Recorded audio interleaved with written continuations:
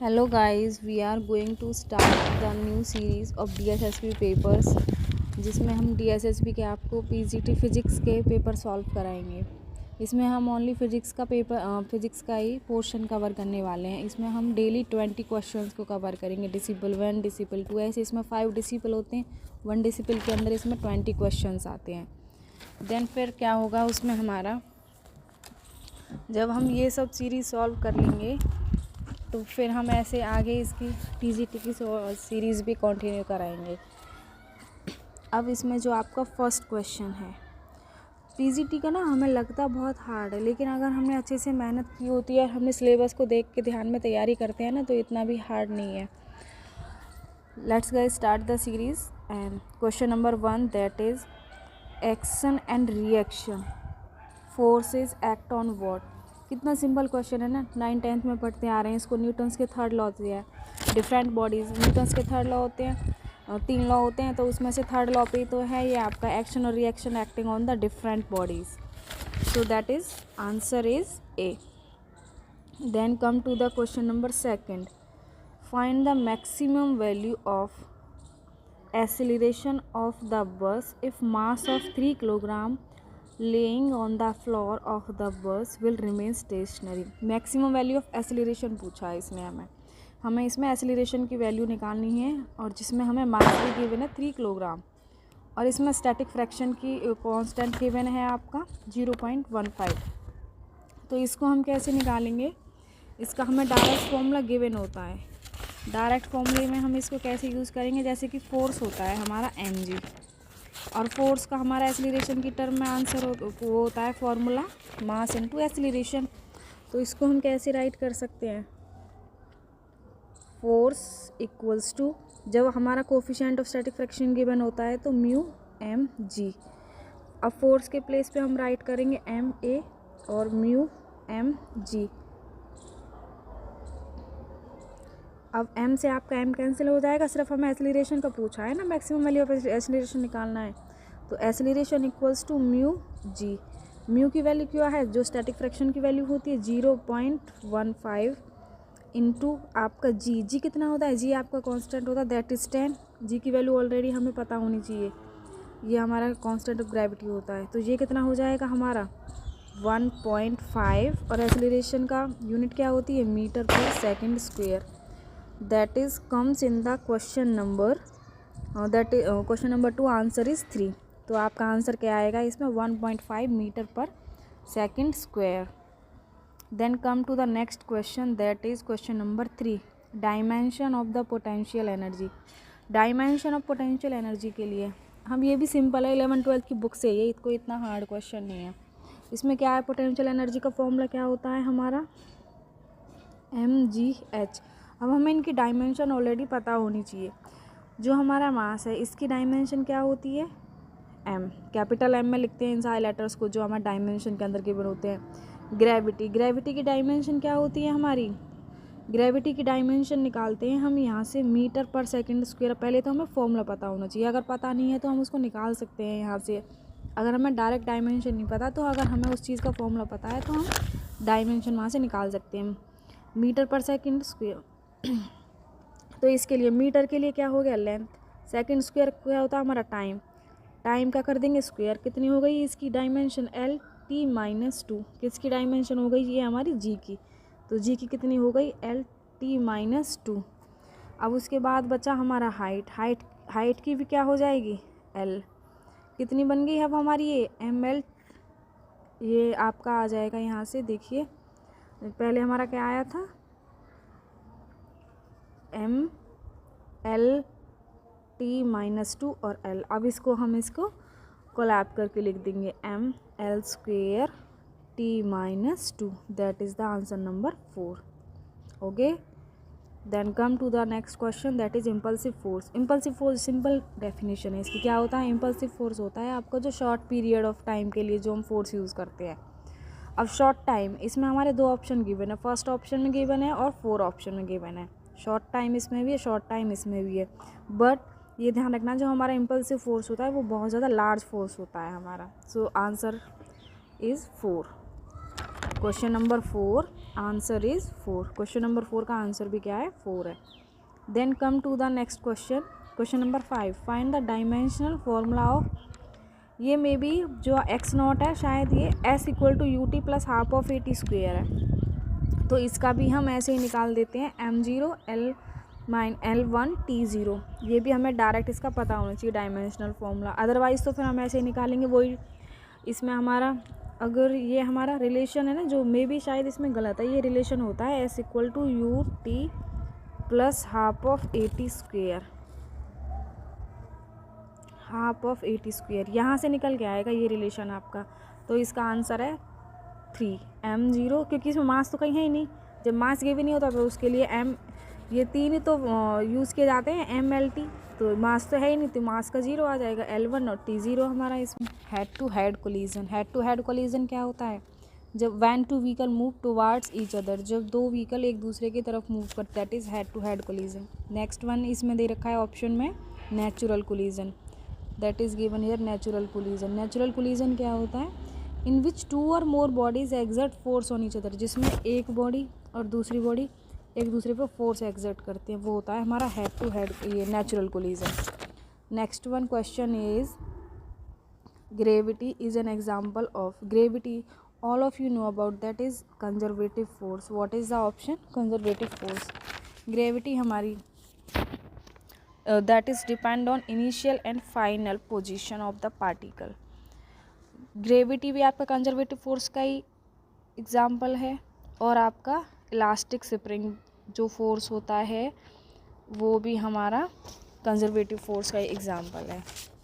Next one question is, जब spring को कठोर कहा जाता है तब स्प्रिंग स्थिरांक का मान होता है, ये आपकी डायरेक्ट स्टेटमेंट है एज इट इज़ बुक में से, तो उसका कितना होता है? उच्च, high. What is option number A. Next one is neutrino is an particle emitter. अगर आपने 11th-12th भी इसमें सही से किया होता है ना, तो आपका ये 2021 का प्रीवियस ईयर पेपर है जो आपका फीमेल का है, पीजीटी फिजिक्स का, आपका तब भी इसमें आराम से कवर कर पाते हैं आप 60 to 70 क्वेश्चन, तो आराम से, जब इसमें नेगेटिव मार्किंग के साथ भी। अब देखिए कितना इजी क्वेश्चन है, question number 9, neutrino is a particle emitted इन, सबको पता है जब हम इसमें ये बीटा डीके वाली प्रोसेस करते हैं तो क्या है, हो गया beta decay. What is option? Beta decay. Then come to next question, question number 10, suppose that the projectile is launched with velocity v naught, that is makes an angle theta naught with the horizontal axis. what is the time of flight of projectile? इतना simple direct formula है book में से, 12th की book में से ही है इसमें ये, 2v naught sin theta naught upon g. what is the answer? answer is question 4, 2v naught sin theta upon g. come to next question 11, relation between अर्क एंड इलेक्ट्रॉन वोल्ट, सेम पूछ रहा है, क्या आएगा? सेम रिलेशन है, सबको पता है, 1 arc equals to 0.625 into 10⁻12 electron volt. Option number 3 is correct. Dimensional formula of mass, mass का पूछा है, मास के में सबको पता है, L और T 0 होगा, सिर्फ M बचेगा, तो option is A. What is option? A, ML 0 T 0। Next one question is 13, equilibrium of particle in mechanics refer to the situation where the particle are in, जो मैकेनिक्स होता है, then the equilibrium of particle in mechanics, जब equilibrium में होते हैं particle mechanics के अंदर, then this situation is कब होगी? वो पार्टिकल इक्विलिब्रियम में कब होंगे? जब उनका बहुत ट्रांसलेशनल मोशन और रोटेशनल दोनों ही क्या होंगे आपकी इक्विलिब्रियम में, so that is option number 1 is correct. In beta decay the nucleus emit, सबको पता है बीटा डीके में क्या करते हैं? इलेक्ट्रॉन, और आपके अल्फा डीके में क्या करते हैं? Helium. Next one is so option number 4 is correct answer. Next one question is 15, to measure 0.0001 metre length accurately 1 watt can be use. Question number 15, हम भाई इतनी स्मॉलेस्ट वैल्यू को मेज़र करने के लिए हम कौन सा स्केल यूज़ करते हैं? मीटर स्केल भी नहीं करते, स्क्रू गॉज तो उसमें पोटेंशियोमीटर में यूज़ किया जाता है। और आपका वर्नियर कैलिपर्स, ये आपको प्रैक्टिकल करते हैं ना जब बीएससी में लैब के अंदर, तब भी उसमें एक स्केल होता है, उसका नाम वर्नियर कैलिपर्स होता है, जो स्मॉलेस्ट वैल्यू को मेजर करने के लिए यूज़ करते हैं। तो that is answer is 3 vernier calipers. A car. Now come to question number 16. A car is moving with the speed of 5 meter per second on a smooth road and its mass is 10 quintal. It's collide with the wall and the wall is mounted with the spring of spring constant 6.25 into 10 raised to power 3 newton पर metre. Find the maximum compression of the spring. Firstly आपको इसमें compression का formula पता होना चाहिए. Compression का formula क्या होता है भाई? Compression X M equals to M root M upon K into V. M हो गया मास, के हो गया हमारा स्प्रिंग कांस्टेंट. ठीक है, अब इसमें हमें क्या क्या गिवन है? वी स्पीड कितनी गिवन है हमें इसमें? 5 मीटर पर सेकेंड. नेक्स्ट वन, मास कितना गिवन है इसमें? 10 क्विंटल. 10 क्विंटल को हम क्या बनाएंगे? किलोग्राम. तो 1 क्विंटल में कितने होते हैं? 100 किलोग्राम. तो कितना हो गया ये? 1000 gram kilogram. Next one, spring constant की कितना हमारा? 6.25 into 10 raise to power 3 newton पर मीटर. अब हम इसको क्या करेंगे? इसमें सबकी वैल्यू पुट कर दो. पुट करने के बाद कितना आंसर आएगा? रूट एम की वैल्यू कितनी है भाई? मास 1000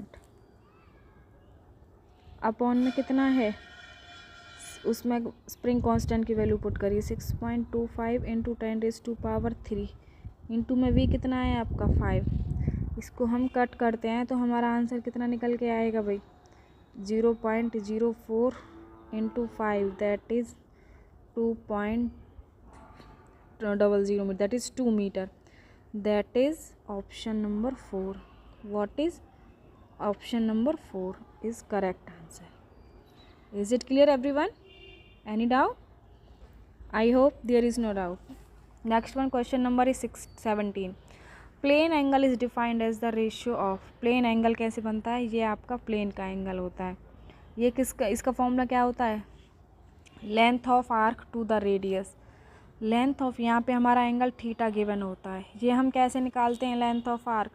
ये होता है, इसका फॉर्मूला होता है theta upon 360 into pi R square. Theta हमारा ये एंगल होता है जो हमें यहाँ पे गिवन होता है. पाई आर हमारी रेडियस की वैल्यू होती है, वहाँ से हम इसको निकाल सकते हैं. तो option number 1 is correct answer. Next one, question 18. The error which is associated with the resolution of instrument is known as. जो हमारे इंस्ट्रूमेंट के साथ resolution with the resolution of instrument is known as least count error. कौन सा error निकालते हैं तब वो होता है हमारा least count error. So option number 4 is correct answer. Next one 19 is voltage and current are given as V equals to 100 plus minus 9 volt and I is 100 plus minus 0.5 ampere. Find the percentage error in resistance. are very simple question because जो पहले हमारे यहाँ पे जो V value given होती है ना, इसको हम देखिए, आप सॉल्व कर लीजिए, मैं कोई फॉर्मूला बता देती हूँ. जो हमारी जो V की वैल्यू क्या है, ये हमारा V plus del V, that is V हो गया हमारा 100 और डेल वी हो गया हमारा 9. ऐसे ही हमारा आई की वैल्यू गिवन है हमें, ये हमारा आई प्लस डेल आई. ये कितना? आई हो गया हमारा 100 और डेल आई हो गया हमारा 0.5. अब हमारा आर क्या होता है हमारा? V upon I. यहाँ से हम आर की वैल्यू निकालेंगे, यहाँ से इसको वी की वैल्यू पुट करेंगे और आई वी हमारा 100 है, आई भी हमारा 100 है, तो हमारा आ जाएगा यहाँ पे ये 1 ओम. देन फिर उसके बाद हम इसमें निकालेंगे डेल आर. उसके बाद हम इसमें निकालेंगे जी डेल आर अपॉन आर. तो सेम वही del V upon V plus del I upon I.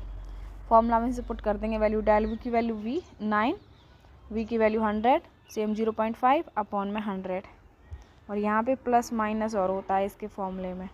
Simple सा हम यहाँ से करते जाएंगे सब कुछ चीज़ें. तो हमारा परसेंटेज एरर निकलवाया है इसने आर में. तो परसेंटेज एरर जब आर में निकलेगा तो उसका फॉर्मूला बनता है हमारा del R upon R into में 100. यहाँ से हमारा निकल के आ जाएगा ये 40%। So option number second is correct answer. Next one is 20। Question number 20। Accuracy in measurement of mass 9.89 gram is 0.01 gram. Then the relative error in 9.89 gram is. दोनों में रिलेटिव एरर पूछा है, सबको डायरेक्टली इसका आंसर भी पता होता है, हमारी बुक में गिवन है एज इट इज़ 12th की में। सो क्या आंसर होगा इसका? 0.01%। सो आई होप आप सबको समझ में आया होगा। आज के लिए इतना ही काफ़ी। नेक्स्ट डे हम इसका डिसिपल 2 करेंगे। डिसिपल 2 में भी हम सेम इसके 20 क्वेश्चन करेंगे। अगर आप इस सीरीज़ को कंटिन्यू रखना चाहते हैं तो प्लीज़ इस कमेंट करके ज़रूर बताइएगा आपको कैसा लगा।